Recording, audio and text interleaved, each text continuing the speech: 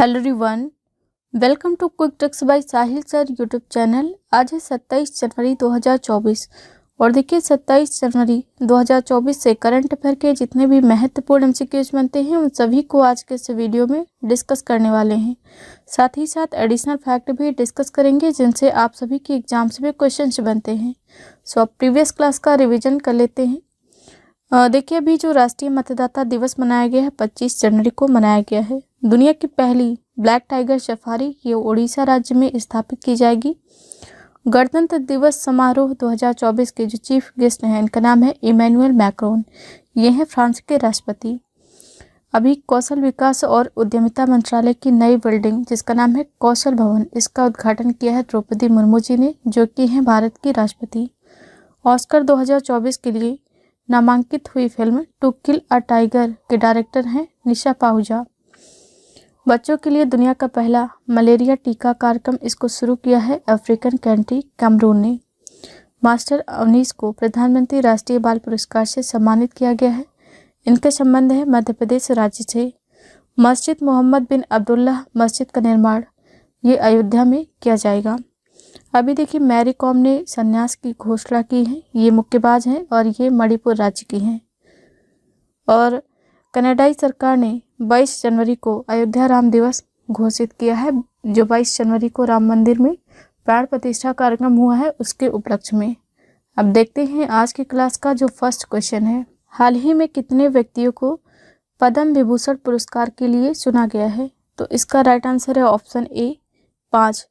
5 व्यक्तियों को पद्म विभूषण पुरस्कार के लिए चुना गया है। देखिए जो पद्म पुरस्कार हैं इनकी शुरुआत हुई थी 1954 में। यह भारत के सर्वोच्च नागरिक सम्मानों में से एक हैं। ठीक है, पद्म पुरस्कार इनको 3 कैटेगरी में डिवाइड किया गया है। पहला है पद्म विभूषण, दूसरा है पद्म भूषण और तीसरा है पद्मश्री। पद्मश्री इसमें पद्म पुरस्कारों में जो पहली कैटेगरी में है सर्वोच्च कैटेगरी वो है पद्म विभूषण, दूसरे नंबर पे है पद्म भूषण और तीसरे नंबर पे है पद्मश्री। और 2024 में टोटल 132 लोगों को ये पुरस्कार दिया गया है। ठीक, इसमें 30 महिलाएं भी शामिल हैं टोटल पुरस्कारों में। इनको 26 जनवरी के दिन घोषित किया जाता है। ये सारे फैक्ट आपको याद रखने हैं। ठीक है, नेक्स्ट क्वेश्चन, 26 जनवरी 2024 को गणतंत्र दिवस की कौन सी वर्षगांठ मनाई गई है? तो इसका राइट आंसर ऑप्शन डी है 75वीं वर्षगांठ। देखिए 26 जनवरी 1950 को भारत का संविधान लागू हुआ था। किसके स्थान पे? तो जो 1935 का भारत शासन अधिनियम चलता था उसके स्थान पे भारतीय संविधान को लागू किया गया। जो भारत का संविधान है इसमें टोटल 395 आर्टिकल हैं, 22 भाग हैं और 12 अनुसूचियां हैं। लेकिन देखिए जब ये संविधान 22 जनवरी 1950 को लागू हुआ था तो इसमें 395 अनुच्छेद थे, 22 भाग थे, लेकिन जो अनुसूचियां हैं वो केवल 8 थी, 12 नहीं थी। ये 4 अनुसूचियां जो एक्स्ट्रा हैं इनको विभिन्न संवैधानिक संशोधनों के माध्यम से जोड़ा गया है। ठीक, एडिशनल फैक्ट देख लेते हैं। तो इसमें जो चीफ गेस्ट हैं ये आप सभी जानते हैं और इसकी जो थीम है सबसे ज़्यादा महत्वपूर्ण है। थीम आपसे एग्जाम में ज़रूर पूछी जाएगी, विकसित भारत और भारत लोकतंत्र की मातृका। ये थीम है 75वें गणतंत्र दिवस 2024 की। ठीक, नेक्स्ट क्वेश्चन, सऊदी अरब अपना पहला अल्कोहल स्टोर कहाँ खोलेगा? तो इसका जो राइट आंसर है ऑप्शन ए है रियाद। सऊदी अरब की जो कैपिटल है रियाद, यहाँ पर सऊदी अरब अपना पहला अल्कोहल स्टोर खोलेगा। देखिए सऊदी अरब एक इस्लामिक कंट्री है और इस्लाम धर्म के अकॉर्डिंग जो अल्कोहल है ये उनके धर्म में बैन है। सऊदी अरब में इस्लाम के 2 पवित्र स्थल हैं जिस कारण यहाँ पर इस्लाम कानूनों को बहुत अच्छी तरह माना जाता है। लेकिन वर्तमान में ग्लोबलाइजेशन का दौर है, यानी कि वैश्वीकरण का दौर है। तो वैश्वीकरण के दौर में लोग विदेशों में जाते हैं यात्रा करने के लिए, जैसे कि भारत के लोग विभिन्न देशों में जाते हैं, विभिन्न देशों के टूरिस्ट भारत में आते हैं। तो अपने यहाँ के टूरिस्ट को सारी सुविधाएं मिल सके, यानी कि जब यहाँ से टूरिस्ट जाएंगे या किसी भी कंट्री से सऊदी अरब में टूरिस्ट जाएंगे तो अपने अकॉर्डिंग चीज़ों की डिमांड करेंगे। तो उनको वो सारी चीज़ें मिल सके, इसीलिए ये स्टोर खोला गया है। और देखिए ये जो अल्कोहल है ये सभी लोगों के लिए नहीं है, ये केवल उन्हीं लोगों को मिलेगा जिनको सऊदी अरब का विदेश मंत्रालय परमिशन देगा, ठीक है। और देखिए जो सऊदी अरब है ये अभी ब्रिक्स में भी शामिल हो गया है, ये भी आप सभी को याद रखना है। यहाँ पर आप मैप देख सकते हैं सऊदी अरब का, इसकी जो कैपिटल है रियाद है, ठीक। ये दो देखिए मदीना ये है और मक्का, ये दो पवित्र स्थल हैं इस्लाम धर्म के। नेक्स्ट क्वेश्चन, भारत की वर्तमान राष्ट्रपति द्रौपदी मुर्मू ने कुल कितने व्यक्तियों के लिए जीवन रक्षा पदक पुरस्कारों को मंजूरी प्रदान की है? तो इसका जो राइट आंसर है ऑप्शन डी है। टोटल 31 लोगों को जीवन रक्षा पदक दिया जाएगा। देखिए जो जीवन रक्षा पुरस्कार हैं ये 3 कैटेगरी में हैं, जैसे कि अभी पद्म पुरस्कारों के बारे में मैंने बताया। इसमें कौन कौन सी हैं? सर्वोत्तम जीवन रक्षा पदक, उत्तम जीवन रक्षा पदक और जीवन रक्षा पदक। इसमें जो 3 व्यक्ति हैं इनको सर्वोत्तम जीवन रक्षा पदक दिया जाएगा, 7 व्यक्तियों को उत्तम जीवन रक्षा पदक दिया जाएगा और 21 लोगों को रक्षा पदक। टोटल 31 लोगों को जीवन रक्षा पदक मिलेंगे। पुरस्कारों की जो कैटेगरी है वो 3 प्रकार की है। अच्छा देखिए इसमें 3 व्यक्ति ऐसे हैं जिनको मरणोपरांत ये पुरस्कार दिया जाएगा, ठीक है। नेक्स्ट क्वेश्चन, देश की सर्वश्रेष्ठ जूनियर विमेंस क्रिकेट प्लेयर कौन बनी है? तो इसका राइट आंसर ऑप्शन सी है सौम्य तिवारी।